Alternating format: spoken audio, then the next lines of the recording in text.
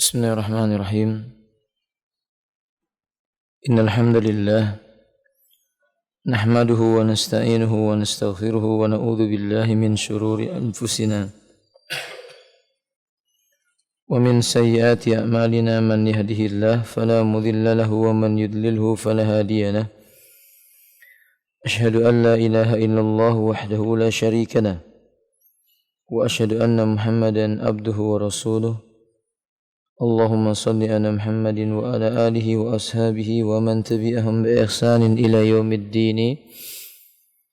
Amma ba'du. Ikhwati, kita lanjutkan membaca kitab Taysirul Syarh Umdatul Ahkam. Masih melanjutkan kepada hadis yang ke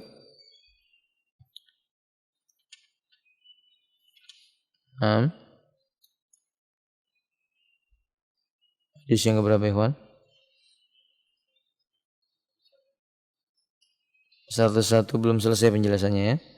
Sampai poin keberapa?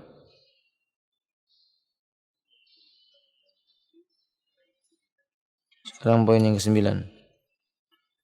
Kita baca dulu hadisnya.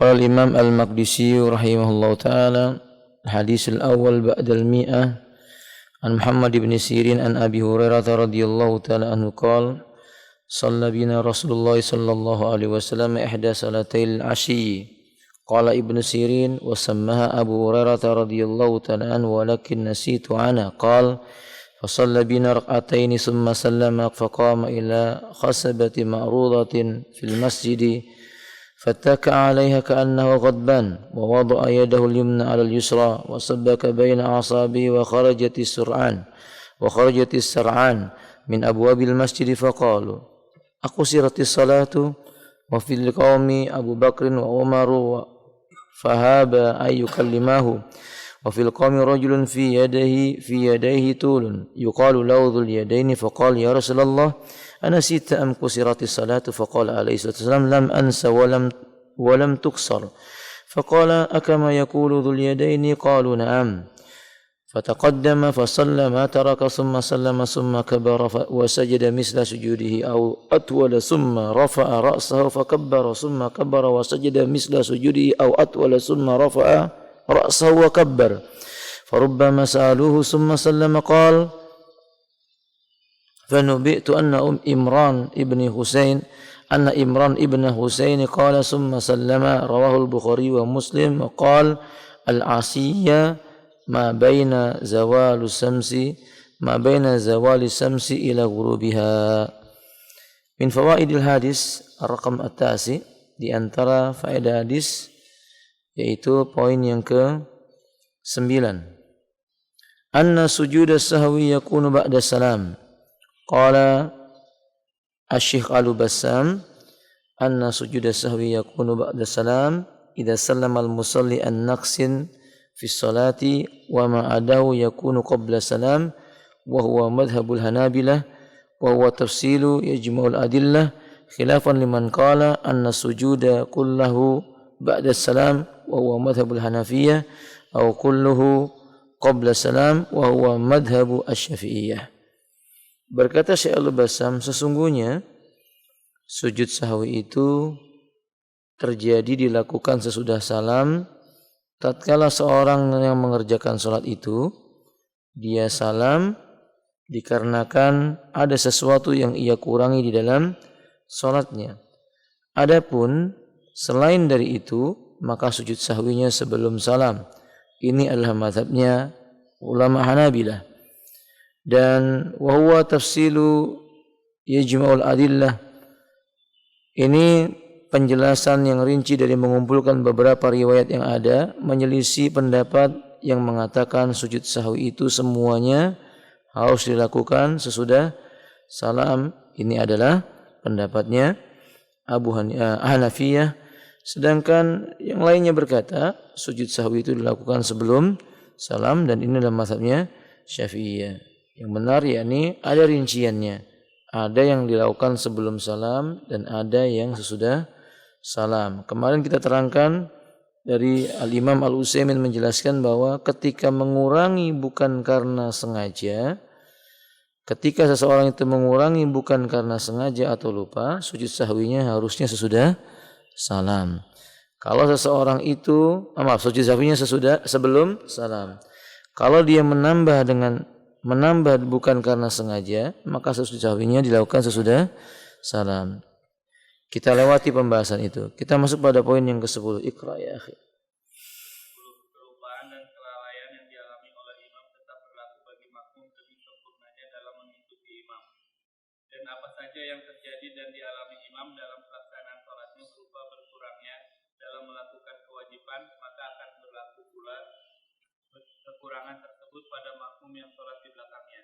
Nah, ini karena Nabi SAW ketika beliau melakukan sholat 2 rakaat dan salam, seluruh para sahabat pun salam. Ya, ketika itu Nabi mengerjakan 2 rakaat, makmum yang ada di belakangnya termasuk Abu Bakar dan Umar, haba ayyukallimah, beliau segan berbicara kepada Nabi, ya mereka salam bersama dengan Nabi.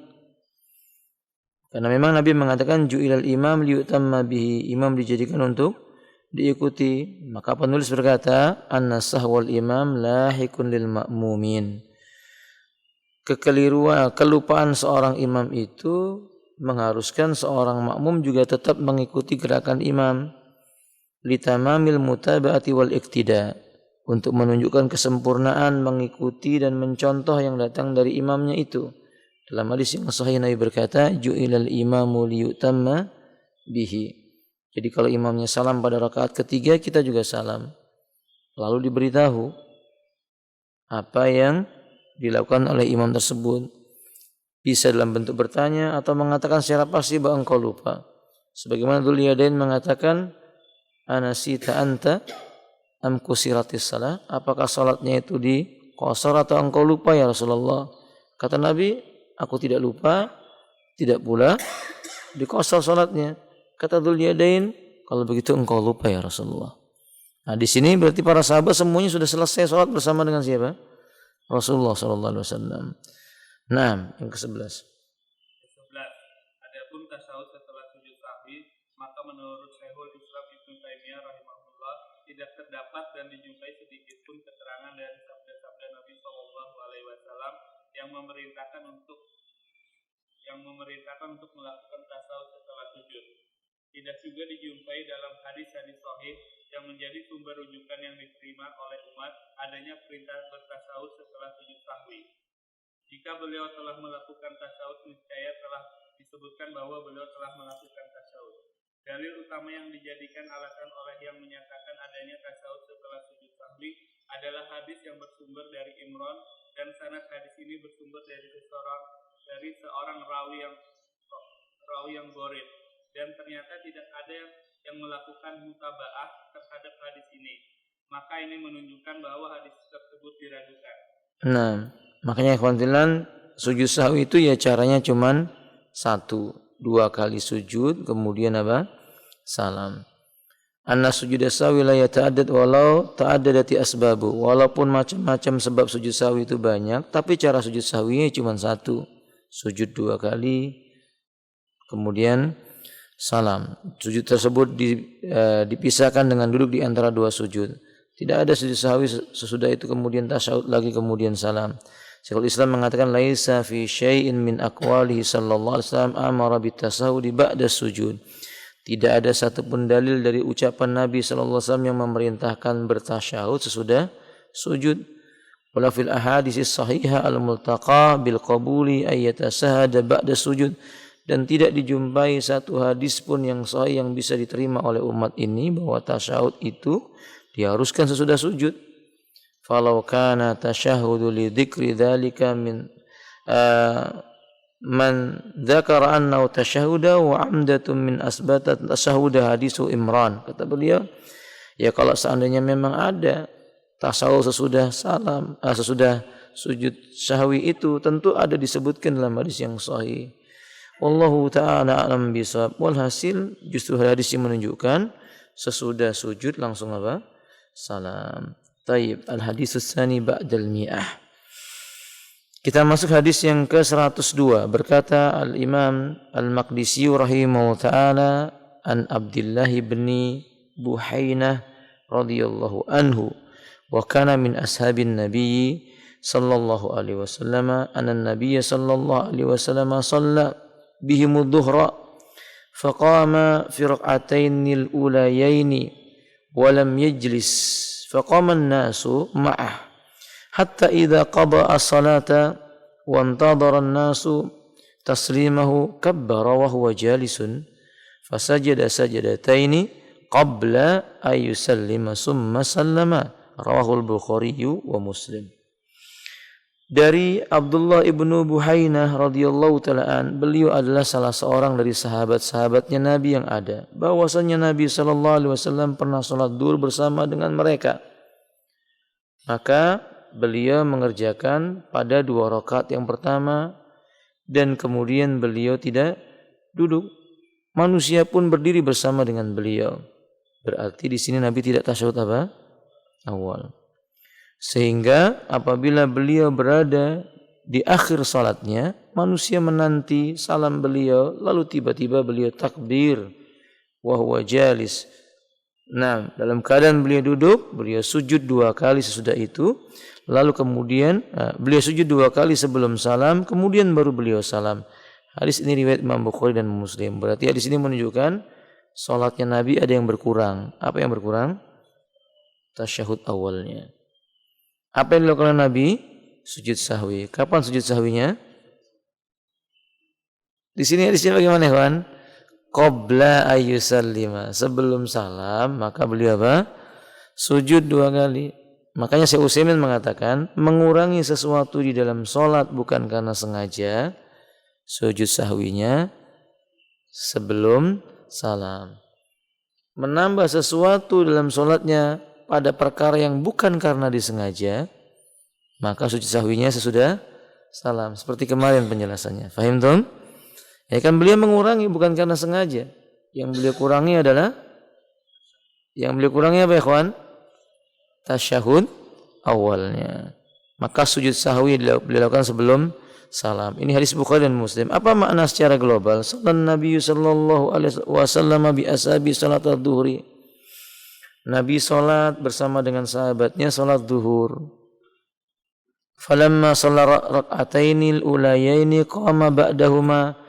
Ketika beliau sudah mengerjakan salat pada rakaat yang kedua, harusnya duduk, beliau bangkit setelah 2 rakaat itu. Walam yajlis li tasahudil awal, beliau tidak duduk untuk tasyahud awal. Fatabi'uhul ma'mumun 'alal dzalik, makmum pun mengikuti apa yang dilakukan oleh imam tersebut. Yakni apa? Nabi sallallahu alaihi wasallam. Ini faedah sebelum kita lupa, ikhwan. Berarti salat zuhur itu begitu memang. Terasa berat, menahan apa? Sesuatu yang membuat dia bisa lupa. Dan umumnya seseorang sering lupa itu pada salat zuhur. Mungkin karena banyaknya pekerjaan, hal yang dipikirkan atau penat. Maka saat salat zuhur itu sering lupa, bingung ini rakaat keberapa. Lupa ini sudah berapa kali sujud. Sahih antum sering seperti itu? Bukan sering, pernah seperti itu? Pernah ya kan ya, kata dalam kondisi zuhur demikian. Dan yang Nabi saja demikian. Riwayat-riwayat yang ada menyebutkan kalau enggak zuhur asar, kalau enggak zuhur asar, tidak yang lainnya. Nah, ikhwati rahimani wa rahimakumullah. Kemudian berikutnya kata beliau, hatta idza shalla rak'atainil ukhrayaini wa jalasa li tasahudil akhir. Ketika Nabi sudah mengerjakan 2 rakaat yang sisa, beliau berada pada tasyahud akhir. Kemudian wa faragha minhu, dan hampir selesai salatnya, wa antadara an-nasu taslimahu, manusia di belakangnya menunggu-nunggu kok enggak salam-salam, berarti Nabi lama. Tasyahud akhirnya itu lama sekali, ini Nabi kok enggak salam. Tiba-tiba kabbara wa huwa fi julusi fa sajada bim sajadataini, takbir Nabi. Dalam posisi duduk tasyahud itu kemudian beliau takbir, sujud sebanyak 2 kali qabla ayyusallima, sebelum beliau apa? Salam, misla sujudi sulbi salati, sujud seperti yang dilakukan di dalam salat, summa sallama, baru beliau salam. Ma ya'khudhu minal hadis, Apa yang bisa kita ambil dari hadis ini? Pertama apa ya kawan? Wujubu sujudi sahwi liman sahfi salati, wajib hukumnya sujud sahwi bagi siapa yang dia lupa sesuatu di dalam salatnya itu, wa taraka tasahudal awal, yakni berupa meninggalkan tasyahud awal. Hukumnya sujud sahwi di sini apa? Wajib. Karena tasyahud awal hukumnya apa?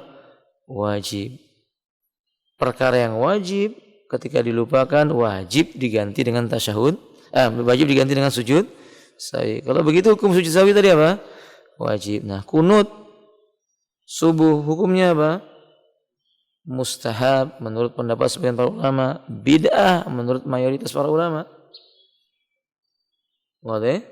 Kunut subuh itu menurut mayoritas para ulama bid'ah kalau dilakukan terus-menerus. Menurut pendapat Imam Syafi'i mustahab.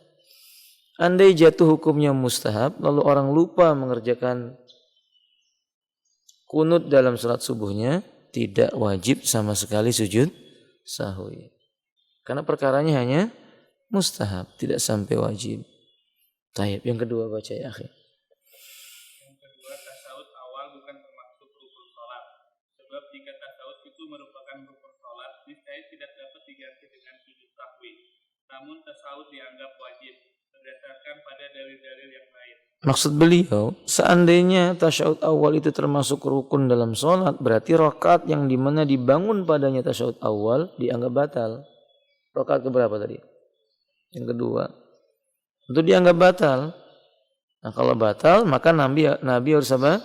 Menambah lagi satu rakaat untuk menyempurnakannya. Fahim? Tapi kan tidak dilakukan.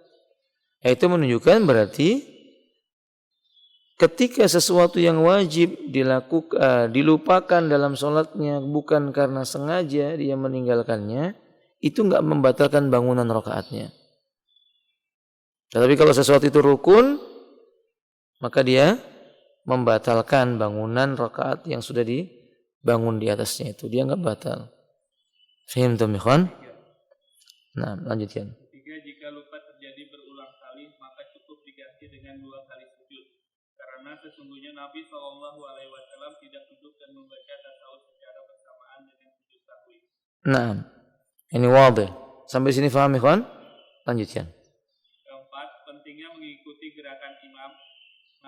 Nabi SAW telah membenarkan para sahabat untuk mengikuti beliau. Baik, sebentar ya. Pada poin yang ketiga ini, kalau seandainya seseorang itu lupanya dalam satu sholat itu beragam, bukan hanya satu gerakan. Dia lupa berkali-kali dalam sholatnya itu. Mungkin dia lupa tasyahud awal, mungkin dia lupa yang lainnya yang berkaitan dengan perkara yang rukun, bergabung di dalamnya hal-hal yang bermacam, sujud sahwinya cukup 2 kali saja. Jangan dilakukan berulang-ulang. Taib. Yang keempat diulang ya akhi. Pentingnya mengikuti gerakan imam. Nabi SAW telah membenarkan para sahabat untuk mengikuti beliau. Para sahabat tidak duduk tasawuf awal karena mengikuti Nabi, padahal mereka mengetahui hal tersebut. An-Nasai, Ibnu Hujaimah, dan Al-Hakim menambahkan, mereka telah mengucapkan tasbih, ucapan subhanallah, karena Nabi SAW lupa melakukan tasawuf. Namun Nabi SAW tetap melanjutkan sholat hingga selesai. Nah, Nabi bangkit sempurna. Kemudian para sahabat dalam riwayat Nasai, Ibnu Huzaimah, Al-Hakim menambahkan riwayat bahwa para sahabat sudah mengucapkan subhanallah, tapi Nabi terus melakukan. Maka dari sini Nabi mengizinkan para sahabat untuk tetap mengikuti Rasulullah SAW. Kesimpulannya, ketika perkaranya sudah sempurna, bukan bagian dari rukun salatnya tadi, dia sudah berdiri sempurna, meninggalkan apa tadi? Tasyahud awalnya, maka jamaahnya harus apa? Karena dia sudah masuk rukun yang baru. Tapi kalau bangunannya itu bangunan rukun, dia harus kembali ke rukunnya. Misalnya pada rakaat yang kedua, dia lupa duduk di antara 2 sujud. Baru sujud pertama dia bangkit, naik ke atas. Paham? Lalu dia ketika mau membaca Al-Fatihah, tadi membaca Al-Fatihah lalu dia ingat bahwa tadi tidak pakai apa? Duduk di antara 2 sujud dan tidak pakai sujud yang kedua, dia harus kembali kepada bangunannya. Dia duduk di antara dua sujud, kemudian baru dia apa? Sujud yang kedua, kemudian baru naik. Berarti dalam masalah ini dia menambah atau mengurang? Menambah. Apa yang ditambah? Apalagi yang ditambah? Surah Al-Fatihah yang dia baca. Ketika dia menambah, berarti sujud sahwinya kapan? Setelah salam. Paham tuh? Jangan nambah rakaat lagi. Karena sudah kembali kepada bangunan yang asal. Oke? Nah, demikian. Lanjutkan ya, akhi. Kelima, lupa yang dialami oleh imam berlaku bagi makmum, meskipun mereka meninggalkan tasyahud dengan sengaja. Nah, jadi dianggap itu hukumnya yang ada pada imam. Dan yang kesengajaan si makmum tadi itu tidak membatalkan sholat mereka. Karena hukumnya mengikuti imam. Di sini perlu kita tambahkan faedah. Ini pentingnya imam. Tanggung jawabnya imam itu besar. Ketika kesalahan itu terjadi pada imam dengan sengaja dilakukan oleh imam, makmumnya mengikuti, dosa para makmum ditanggung oleh apa? Imam. Tapi yang terjadi pada Nabi kan bukan karena sengaja. Ini karena apa? Lupa. Nah, ini tidak dihukumi dalam syariat, tidak dihukumi dosa. Tapi si makmum wajib mengikuti imam. Ini di dalam salat. Dikiaskan oleh para ulama termasuk perkara yang di luar salat. Di dalam salat perkara yang besar saja demikian, apalagi di luar salat. Keputusan para keputusan para pemimpin kaum muslimin ditaati. Selama keputusan itu tidak mengorbankan akidahnya, melanggar hukum-hukumnya Allah Ta'ala. Walaupun seolah-olah perkara itu bertentangan dengan keinginan kita, seperti menentukan waktu atau datangnya bulan. Mungkin berbeda yang kita lihat dengan yang ditetapkan oleh siapa? Umara. Kemaslahatannya itu haknya umara, ya kita ikuti mereka. Padahal itu perkaranya lebih ringan dibandingkan perkara apa tadi itu? Salat. Fahim tuh? Nah, wallahu a'lam. Lanjutkan. Bagi orang yang sengaja meninggalkan kewajiban, maka tidak wajib sujud sahwi. Hanya saja salatnya batal. Namun bukan dalam gambaran seperti ini. Iya, jadi kalau seorang itu melakukannya dengan sengaja tapi bukan berada dalam kondisi berjamaah, ya batal. Tapi kalau tadi itu kondisinya dia sebagai apa? Makmum. Dia terpaksa harus mengikuti siapa? Si imam. Karena Nabi berkata, ju'ilal imam liyutamma bi, maka tidak perlu dia mengulang salatnya lagi. Nah, lanjutkan. Keenam, sujud sahwi pada kondisi semacam ini dilakukan sebelum salam. Nah, dia ingin menjelaskan sujud sahwi ketika mengurangi sesuatu di dalam salatnya bukan karena sengaja, dia harus melakukannya sebelum salam. Yang ketujuh, bahwa salam itu mengiringi dua sujud sahwi dan tidak boleh dipisahkan antara keduanya dengan tasawuf atau doa. Nah, jadi ketika sudah selesai sujud sahwi langsung salam. Walaupun itu masih dalam posisi di dalam salat. Kalau yang tadi kan di luar salat kemudian sujud sahwi kemudian salam lagi.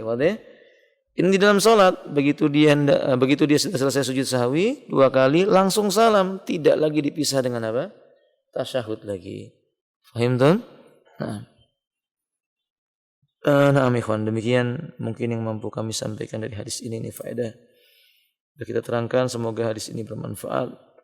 Ya, apa yang kita sampaikan bisa mendatangkan manfaat buat kita. Allahumma amin. Tayyib, tanya jawab, kalau ada yang mau bertanya silahkan. Iya, silahkan.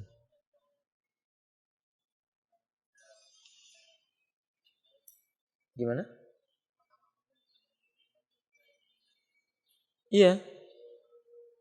Ketika imamnya sujud sahwi, apakah kita mengikuti imamnya yang sujud sahwi itu? Iya, kita wajib mengikutinya. Ju'ilal imam liyutamma bi, imam dijadikan untuk diikuti, itu demikian. Jadi kalau misalnya imamnya sudah sujud sahwi 2 kali, ya kita ikut sujud sahwi 2 kali dilakukan. Mungkin pertanyaan beliau, gimana kalau ini masalahnya kunut? Si imam lupa kunut, kemudian si imam melakukan sujud sahwi. Apakah makmumnya sujud sahwi ataukah tidak? Al-Imam Al-Utsaimin menyebutkan dalam masalah ini tidak. Kenapa tidak? Karena perkaranya enggak disyariatkan sujud sahwi. Sebagaimana ketika kita menjumpai kekeliruan imam dalam perkara yang tidak disyariatkan, maka kita tidak ikuti. Misalnya imam salat, takbir, lalu tangannya dilepas di kanan dan di kirinya. Kan enggak disyariatkan begini. Maka kita yang di belakangnya tetap apa? Bersedekah. Oke. Nah, sebagaimana imam ketika dia ketika dia rukuk misalnya, dia memegang pada bagian pahanya, kita tidak mengikutinya, karena yang disyariatkan memegang pada bagian apa? Lututnya. Wadah? Jadi pada perkara yang memang itu tidak disyariatkan atau keliruannya tidak diikuti ya. Wallahu a'lam bishawab. Apakah mengucapkan subhanallah? Iya. Makmum mengucapkan subhanallah. Akan tetapi sebagian ulama lagi seperti Syekh Bakar Abu Zaid, kemudian Syekh penulis kitab Minhajul Muslim mengatakan diikuti. Karena Nabi SAW menyebutkan bila ia berada pada kebaikan, kebaikannya atasnya dan atasmu. Bila keburukan, maka keburukan itu baginya dan tidak bagimu. Atas imam itu dan tidak. Bila kebaikan itu ada baginya dan bagimu, bila kejelekannya ada, maka atasnya tidak atasmu. Ditanggung oleh siapa? Maka sujud. Maka lakukan mana yang mudah buat kita. Wallahu a'lam bishawab. Ada yang lainnya?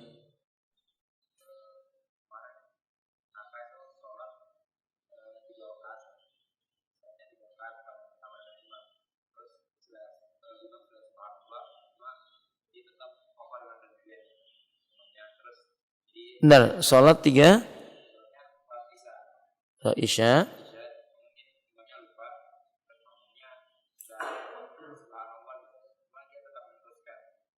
Meneruskan rakaat yang ketiganya. Maksudnya dia berhenti di rakaat ketiga salam. Apa yang dilakukan oleh makmum begitu?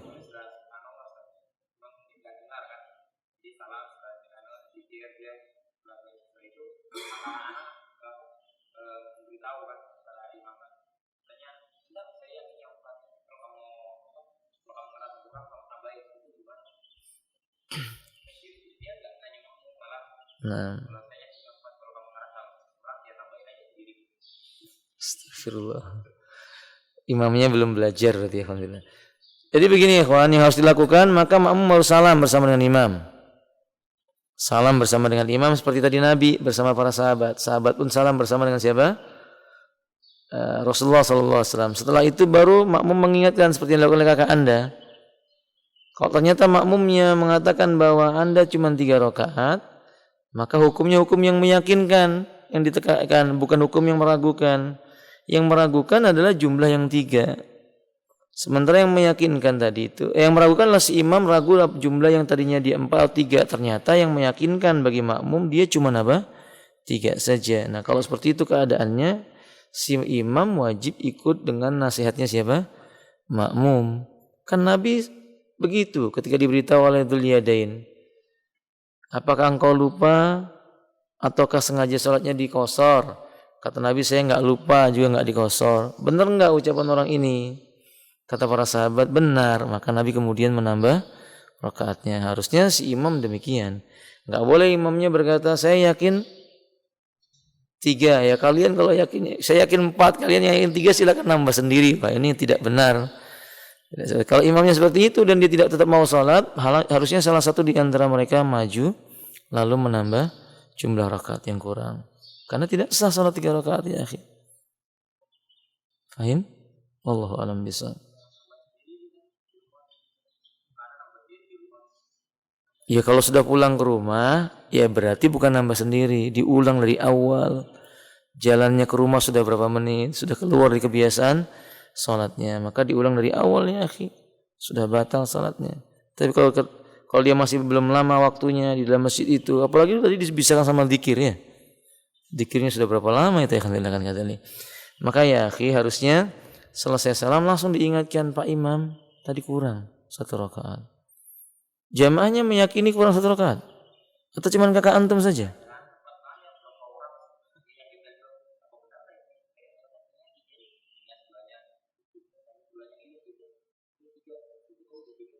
Nah, terus jamaahnya enggak negur imam. Oh iya. Iya. Nah, kata dia harus mengulang salatnya dari awal ya, akhi. Kalau sudah dia sudah kerjakan sudah lama waktunya, dia ulang dari awal. Tapi kalau seandainya saat itu menegur, imamnya menolak, ya sudah ditambah. Allahu a'lam. Nah, ada yang lainnya?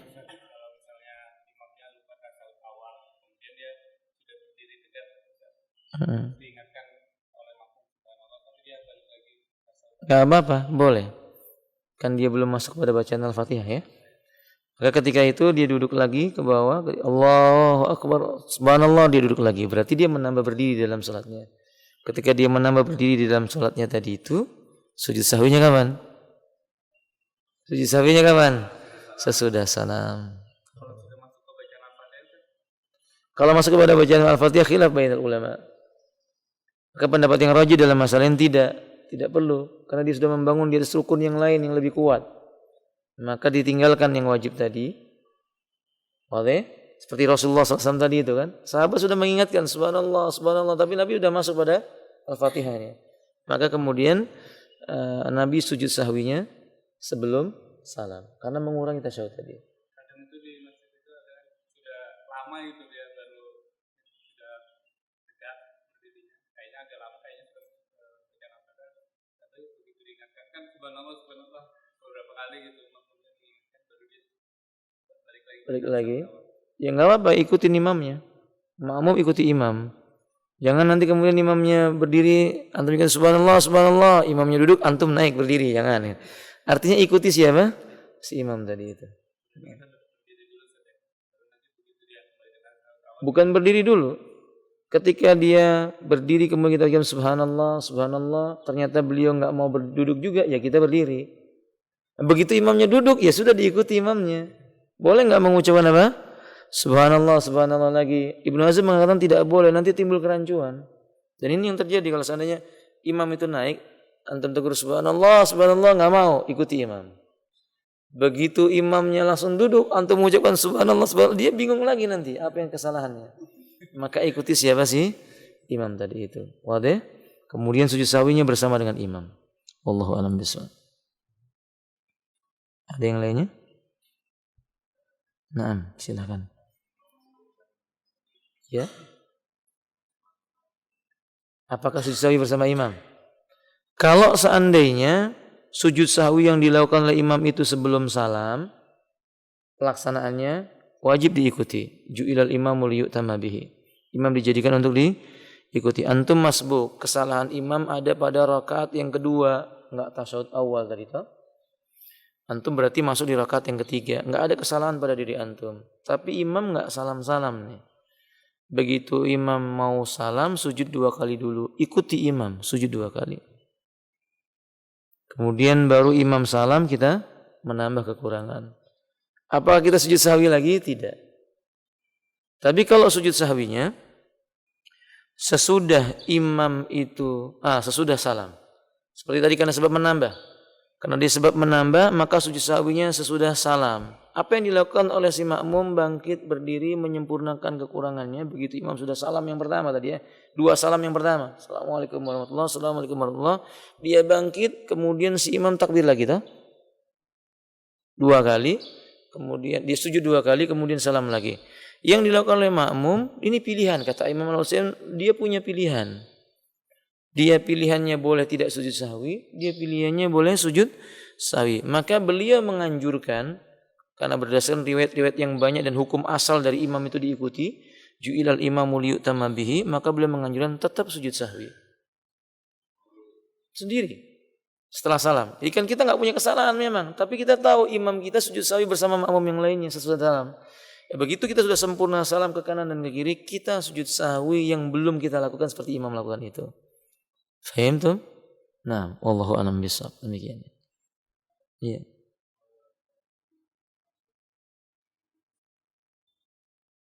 Ragu-ragu di dalam salat itu sujud sahwinya sebelum salam. Al-Imam Ibnu Taimiyah mengatakan, dan ini yang dipilih oleh Al-Imam Al-Utsaimin, itu dipilih mau sebelum maupun sesudah, mana yang mudah bagi dirinya. Dia ragu, artinya ketika dia salat dia ragu-ragu sendirian nih, salat sendirian. Ini 2 atau 3. Ini 2 atau 3. Dia harus cari yang meyakinkan. Cara mencari yang meyakinkan, kami sudah terangkan kepada antum, kita ulang tidak mengapa. Cara mencari yang meyakinkan itu pertama, diingat surat apa yang sudah ia baca. Jadi kalau antum sholat, antum ragu, ini yang kedua atau yang ketiga. Antum ingat-ingat, antum sudah baca surat apa saja. Kalau antum itu, tadi saya udah baca qul ya ayyuhal kafirun sama qul huwallahu ahad, berarti sudah 2 rakaat. Berarti antum masuk rakaat yang berapa? 3. Fahim? Nah, kalau misalnya antum tidak bisa mengingat-ingat bacaan apa yang dibaca oleh antum ketika sedang salat tadi itu, maka diingat-ingat, tadi saya ada membaca salawat atau belum? Kalau sudah ada membaca salawat, berarti antum sudah tasyahud. Kan nggak mungkin salawat dibaca di luar tasyahud. Paham dong? Ini cara mencari yang meyakinkan begitu. Ketika semua itu antum tidak mampu, maka kaidah yang meyakinkan itu, yang diragukan kan bilangan 3-nya. Antum nggak bisa lagi memikirkan ayatnya atau salawatnya, antum nggak ingat sama sekali sudah. Jadi antum bingung ini 2 atau 3. Ya berarti yang antum ragukan yang berapa? Yang 3 yang antum ragukan. Berarti bangun di atas yang meyakinkan. Yang meyakinkan yang mana? Yang 2 tadi. Anggap bilangan antum itu berapa? 2. Ini 2 atau 3. Antum ragu 3-nya itu. Ya sudah, berarti antum anggap yang antum berdiri ini bilangan yang berapa? Kedua. Kemudian baru sujud sahwi sebelum ataupun sesudah salam, tidak ada masalah. Sebelum salam maka salam, sesudah salam berarti dia apa? Salam lagi. Fahimtum? Wallahu a'lam bishawab. Ada yang lainnya? Imamnya ragu kan ditegur sama kaum muslim. Subhanallah. Kalau nggak ada teguran dari makmum, berarti dia lakukan saja. Ambil yang dia yakinin kan begitu. Misalnya dia mengira bahwa ini, kan dia ini ragu nih.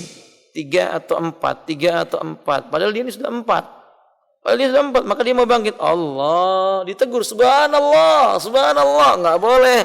Saya pilih yang 4. Tidak boleh ya, akhi. Dia harus apa? Dia harus duduk bersama dengan imam makmum itu. Karena lebih daripada 4 rakaat, kan ini berarti menambah bilangan dengan sengaja. Wadah? Na'am kadzalik. Wallahu a'lam bishawab. Ya, khalas. Kalau enggak ada kita cukupkan. Akhiru da'wana alhamdulillahirabbil alamin. Subhanakallahumma bihamdika asyhadu an la ilaha illa anta astaghfiruka wa atubu ilaik. Assalamualaikum warahmatullahi wabarakatuh.